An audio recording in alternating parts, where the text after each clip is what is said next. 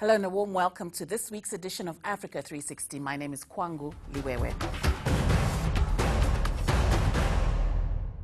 Recent attacks on foreign shop owners in South Africa's Gauteng province have renewed fears of an outbreak of wide-scale xenophobic violence, as witnessed 7 years ago. Is South Africa xenophobic, or are acts of criminality behind the recent attacks on foreign shop owners? Today on Africa 360, we explore xenophobia. But first, we give you a comprehensive report detailing recent events.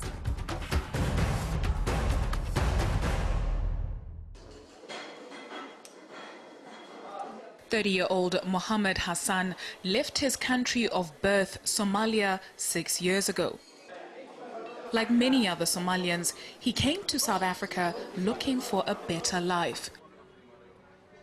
In order to survive, he took advantage of available business opportunities, setting up a small convenience shop in the township of Soweto in Johannesburg. However, 4 weeks ago, tragedy struck. Residents of the township went on a rampage, targeting small convenience shops owned by Somalis, Pakistanis, as well as other immigrants, forcing many of them to flee.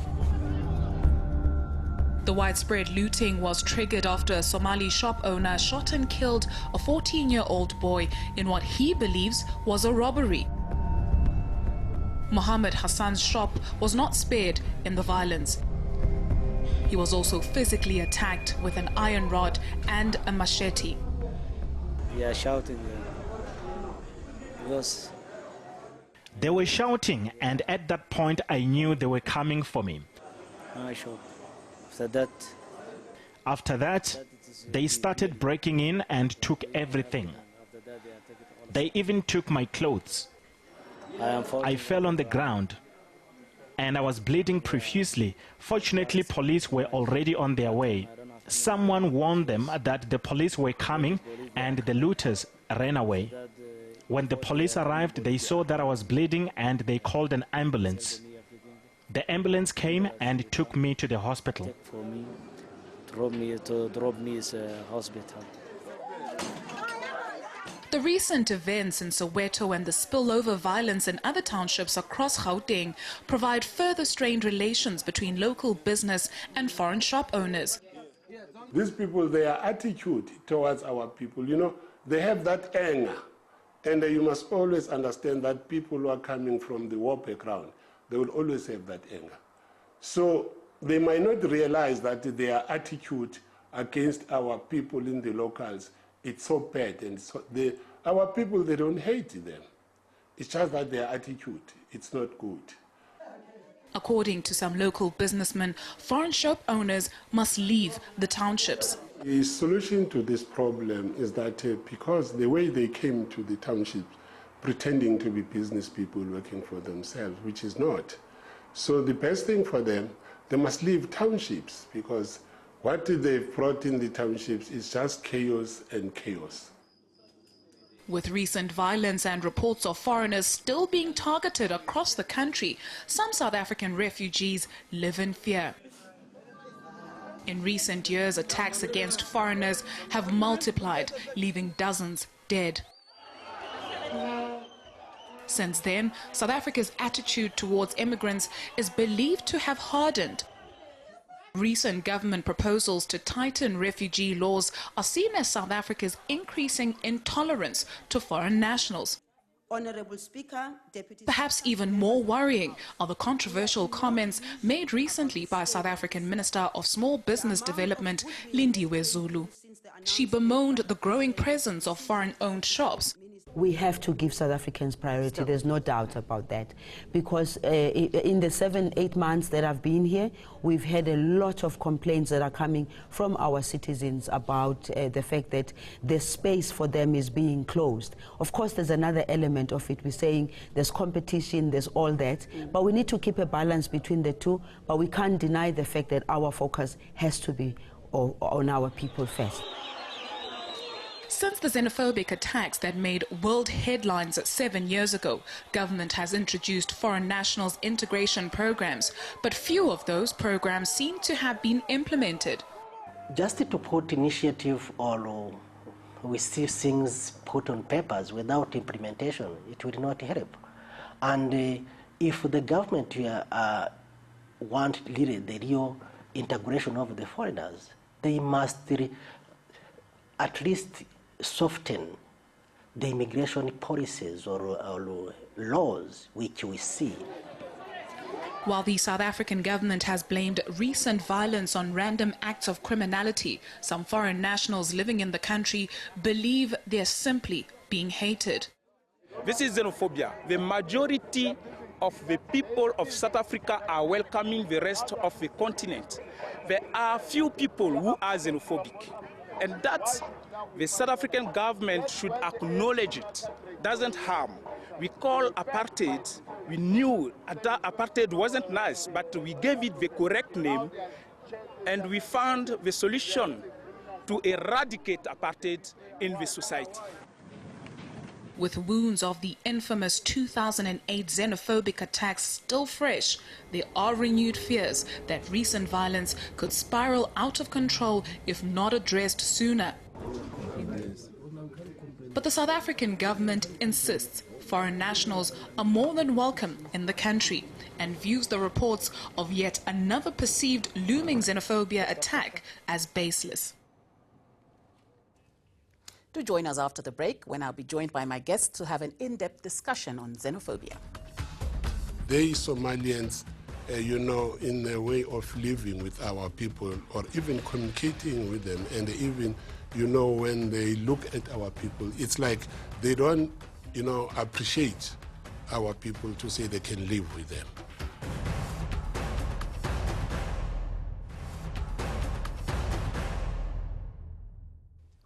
Welcome back. You're watching Africa 360, and today we're focusing on xenophobia in South Africa following recent attacks in Gauteng province. And joining me now, we have Mr. Amir Sheick, who is from the Somali Community Board of South Africa. We also have Mr. Dewa Mavhinga, who is from Southern African Human Rights Watch. And we have Mr. Churchil Mrasi, who is the chair of the Greater Soweto Business Forum. Gentlemen, thank you very much for joining us here on Africa 360. Amir, I'll start with you. Your organization has labeled the recent attacks in Soweto as xenophobic, while government has turned around and said these were acts of criminality. Why do you insist that they were xenophobic attacks? Thank you very much, Sister Kwangu Liwewe. The reason actually we're saying that, we have seen the attacks against actually migrants in these countries, especially the recent actually attacks on migrants in Soweto actually targeted few ethnics or groups or few countries. And we have seen that few of the shops, and in a place, I can mention it, that some of the places, there was a coexistence between South Africans and foreign business owners.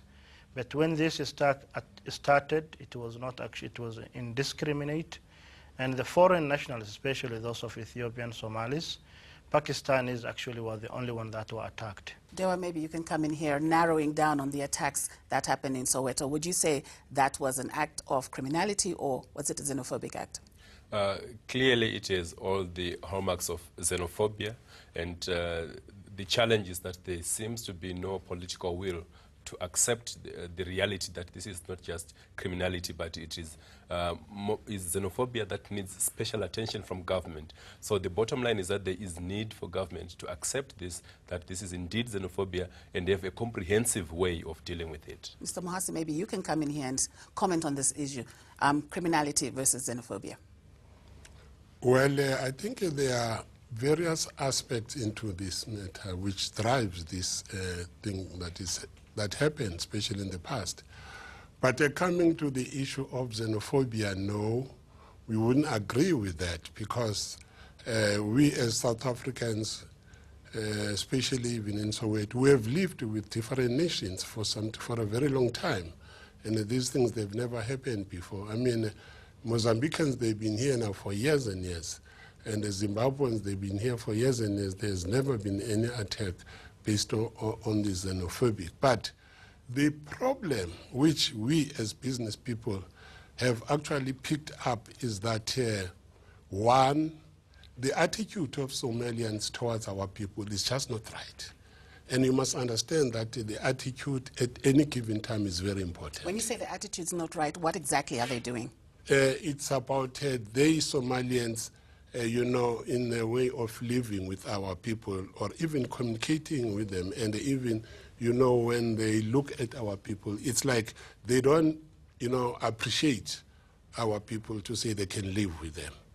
So I'm saying the attitude is very wrong, the attitude of Somalians towards our people. I think perhaps there is need to challenge these kinds of views, because the bottom line is to group and lump people and stereotype them, which then feeds into xenophobia. Because if you say the Somalis or the Mozambicans behave in this manner, then it means you are stereotyping them and automatically singling them out for attack. I think there is need to look at individuals within communities and to look at ways of addressing those issues, because those underlying perceptions and views, many of them which are not necessarily correct, need to be corrected, and government needs to take leadership in saying, well, there might be myths about these people or these groups, but there is need to present the facts and then correct them and ensure that there are no attacks that are justified or based on a certain perception that you are dealing with a people with a wrong attitude. But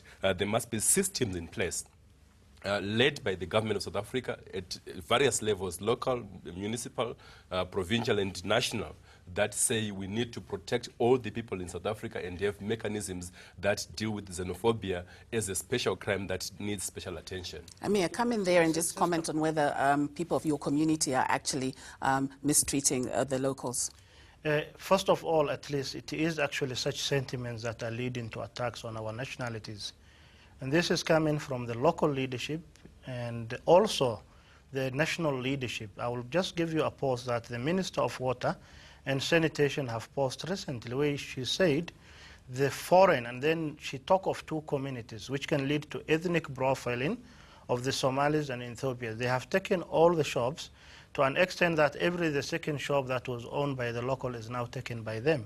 So it is such irresponsible as actually wardens are leading or fueling the attack against migrants. And Soweto, to be precise, the number of Somali foreigners in Soweto is actually less than 20% of those affected. The majority of actually migrants in Soweto are actually either of Bengali origin or Ethiopian origin. But this term Somalians have become acceptable to, in the South African context, that even if the place where this problem will occur, there is no even single Somali, as long as they are foreigners, the term Somalian will be actually applicable. Mr. Mohasi, do you agree that it's not right to stereotype?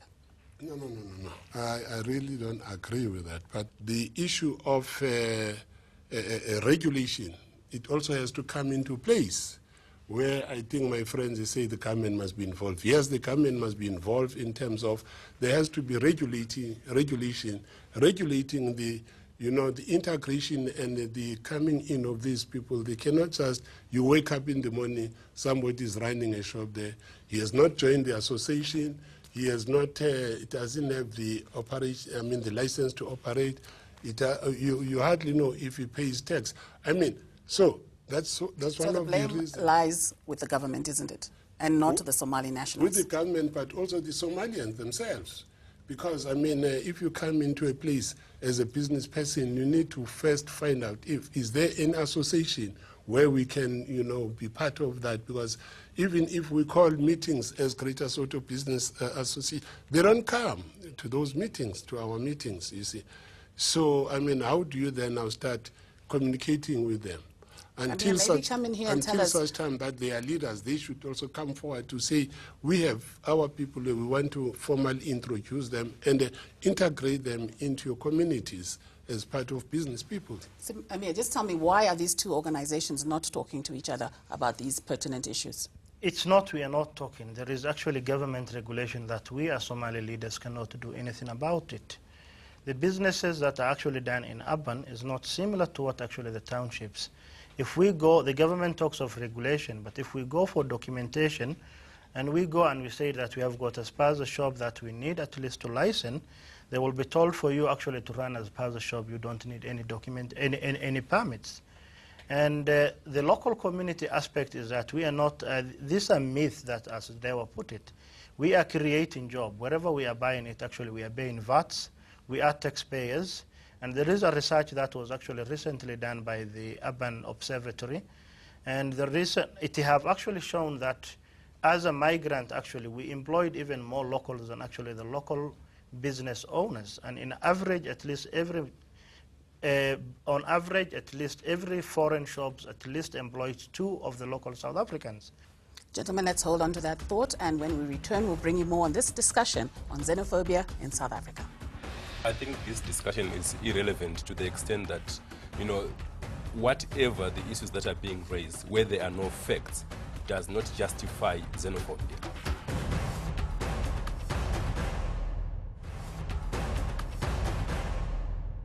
Because these people that are coming from the outside country, they're suffering. We are the same blacks. So if they came here, they came to make money to support their children at home. Even as they support us. Because we don't have a lot of the shops by our location. We are living with them. They're helping us so much. So I don't think we can abuse them. We stole their things, we fight with them. This is also the Africans. We are the same people, different colors, same bloods. Welcome back. You're watching Africa 360, and today we're discussing xenophobia in South Africa, whether it's a myth or it's reality. Gentlemen, welcome back. So, Mrasi, a lot of emphasis was put on Somali nationals during our earlier discussion. But during the looting, we saw actually other nationals, such as Ethiopians, were targeted there. Wouldn't you say that is blanket xenophobia? Well, not really. It's just that you see you have more Somalians operating as business people than Ethiopians. Then people on the ground, they wouldn't really tell the difference that much. Our view is that you can't have people running away from their country, running away from the wars, leaving their families, and all of a sudden overnight they are business people. So it stands to reason to us that they are working for other people indirect.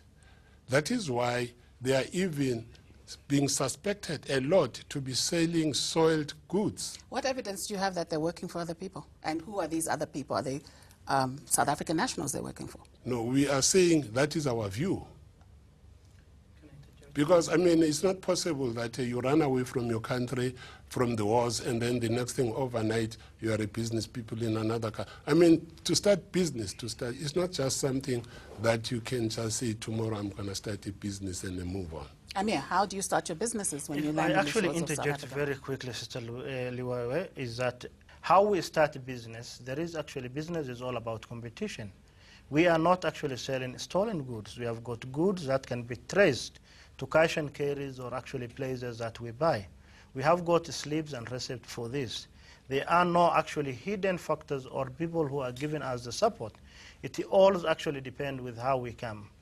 You will see a Somali who came with nothing, but he started being a shop assistant. To an extent, he have accumulated enough money to buy a share from actually other fellows. The unity among the Somalis, the patience they have and the perseverance cannot be, and these are actually going back to the irresponsible comment.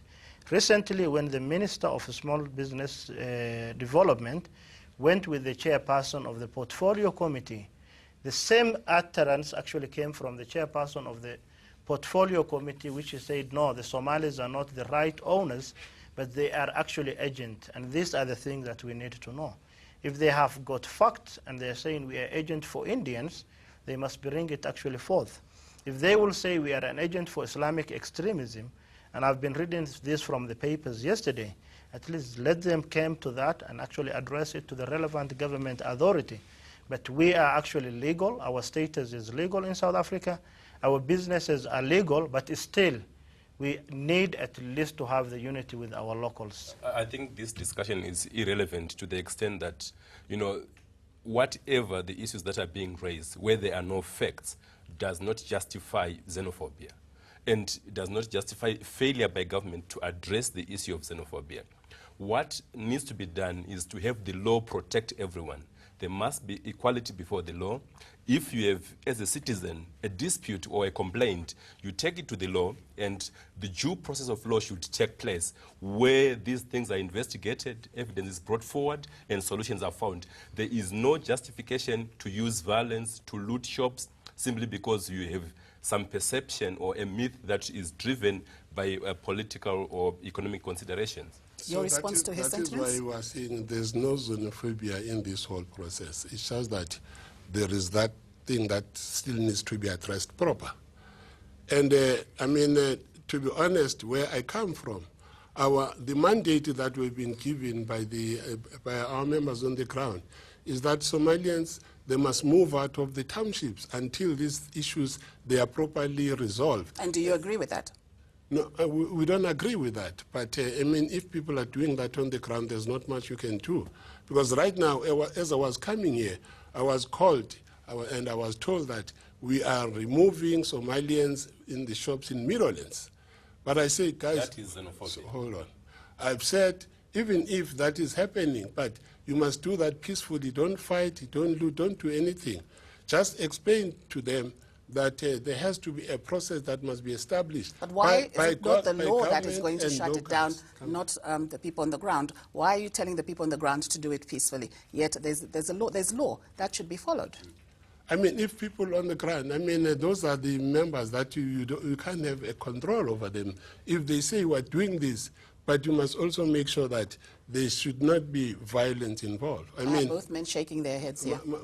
I mean, we don't encourage that, but we are saying we want things to be done properly. Dewa, is it possible for foreigners really to integrate in South Africa?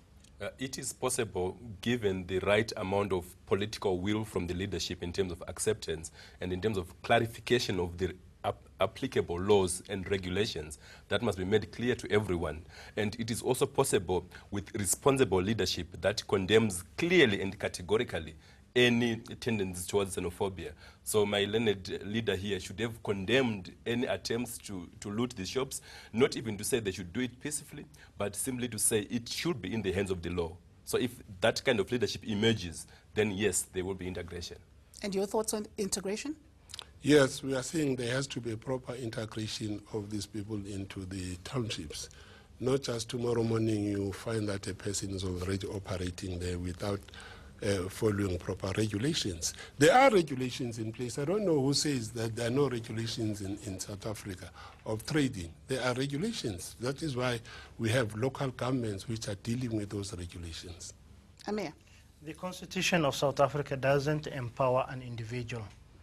And an individual is not actually above the law. What we are seeing and the sentiment that are coming from the leadership, be it business and government, is not one that is encouraging actually integration or even reintegration of our members. This is the same sentiment when our members went back. They have got the community acceptability. The community is accepting them. That is why you hear that actually the foreign shops are actually cheap. The foreign shops are assisting us. In terms of even the old Gogos who are recipient of SASSA actually funds, they are getting actually items on credit. But the leadership, and I'm talking about the rival business actually owners who are local, are actually the problem and the instigators. And if government actually need even to first make an arrest, I think the first people who could have been actually looked into are the rival business owners who are fueling these xenophobic attacks in the townships. Because it is irresponsible. They are selling cheap because they are selling soil stock. That is, I mean, that is why it's happening. And at the same time, the issue of giving credits to people, that has been happening long ago, even before they came here. I mean, it's an old thing that our shopkeepers, they would give their people credits. I mean, it's not something new with them, with the Somalians. Mr. Dewa, we saw the xenophobic attacks in 2008. This is 2015. Has any progress been made in curbing this? Very little progress, particularly because there is no political will. We would have wanted to see proper investigations of those crimes of xenophobia and conviction and accountability on the part of those responsible. But this has largely not happened. So the challenge is that there is no sufficient protection of migrant workers and foreign nationals from the government of South Africa. And this is where we were saying that there is need for that protection of the rights of all people who live in South Africa in the spirit of the 1955 ANC Charter. Gentlemen, thank you very much for speaking to Africa 360 and shedding more light on the xenophobic attacks, or as some would call them, acts of criminality. Thank you. Thank you so much. And that brings us to the end of this edition of Africa 360. I'd like to thank my guests for having been on the show. Tell us what you think about our discussion today. Are the recent attacks in Soweto random acts of criminality, or is xenophobia in South Africa a reality? You can join the debate by going to our Facebook page or tweet us your views at A360_ENCA. You can also send us an email to africa360@enca.com. For now, it's goodbye. Thanks for watching.